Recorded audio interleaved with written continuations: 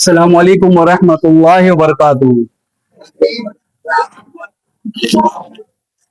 मिलकर पढ़े सलातो वस्सलामु अलैका या रसूल अल्लाह,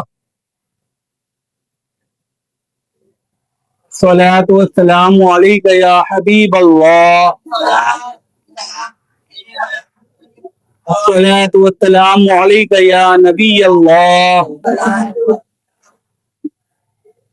व अला आलिका व अस्हाबिका मा नूर अल्लाह सल्लल्लाहु ताला अलैहि वसल्लम। से पहले दर्स में हमने अल्लाह रब्बुल इज्जत के अकायद के मुतालिक कुछ बातें समाअत फरमाई थी। इंशाअल्लाह अज़ीम उसी को जो है हम कंटिन्यू करते हैं और उसी दर्स को अल्लाह के ज़ात और सिफात के मुतालिक कैसा अकीदा होना चाहिए उस पर हम जो है दर्स समाअत करेंगे इंशाअल्लाह अज़ीम। अल्लाह ताला जिस्म और जिस्मानियत से पाक है ना। अल्लाह ताला का जिस्म नहीं है, जैसे हमारा जिस्म वैसे उसका जिस्म नहीं है, यानी ना वो जिस्म है ना उसमें वो बातें पाई जाती है जो जिस्म से ताल्लुक रखती हैं, है ना। वो बातें भी इसमें नहीं पाई जाती है जो जिस्म से ताल्लुक रखती है, जैसे आँख, कान, नाक, मुंह, है ना, ये हाथ पैर वगैरह ये भी नहीं है, बल्कि ये उसके हक में मुहाल है, यानी ये उसके हक में मुहाल है, हो ही नहीं सकता ऐसा।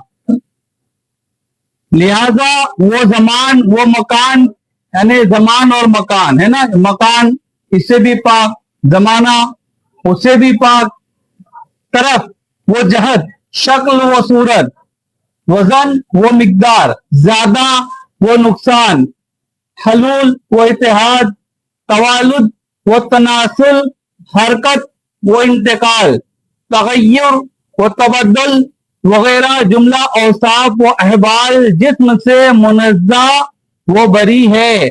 और कुरान व हदीस में जो बाज ऐसे अल्फाज आए हैं, मसलन यद, वज, रजल, दहिक वगैरह, जिनका जाहिर जिस्मियत पर दलालत करता है, उनके जाहिरी मायने लेना गुमराही व बदमजहबी है। यानी जो कुछ अल्फाज इस्तेमाल हुए जैसे यद, है ना, हाथ के लिए, तो ये सिर्फ समझाने के लिए ये, लेकिन हकीकतन अल्लाह का हाथ नहीं, जैसे यदुल्लाह, है ना, अल्लाह का हाथ, है ना, सिर्फ समझाने के लिए, लेकिन अल्लाह का हाथ नहीं है, कुदरत के हाथ, है ना। अब वो कैसे हो वो रब जानता है, लेकिन जिस हमारे तुम्हारे जिस्म की तरह नहीं है, लेकिन यानी इससे जाहिरी हाथ पैर वगैरह लेना ये क्या है, गुमराही है, वो बदमजहबी है।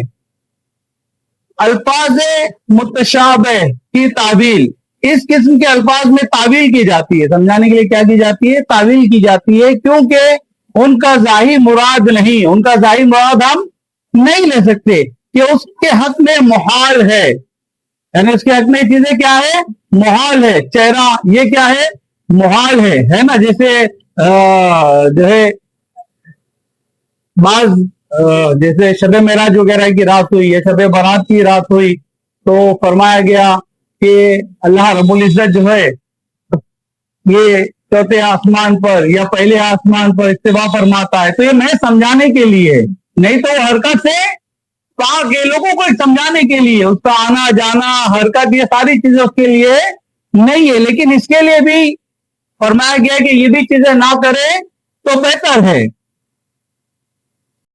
उसके हक में मुहाल है। मसलन यद की तावील कुदरत से और वजह की जात से, है ना, इस्तिवा की गलबा वो तवज्जो से की जाती है, वो पहले आसमान पर इस्तिवा फरमाता है, बंदों की तरफ मुतवज्जा होता है ना, इस तरफ से की जाती है इसकी तावील।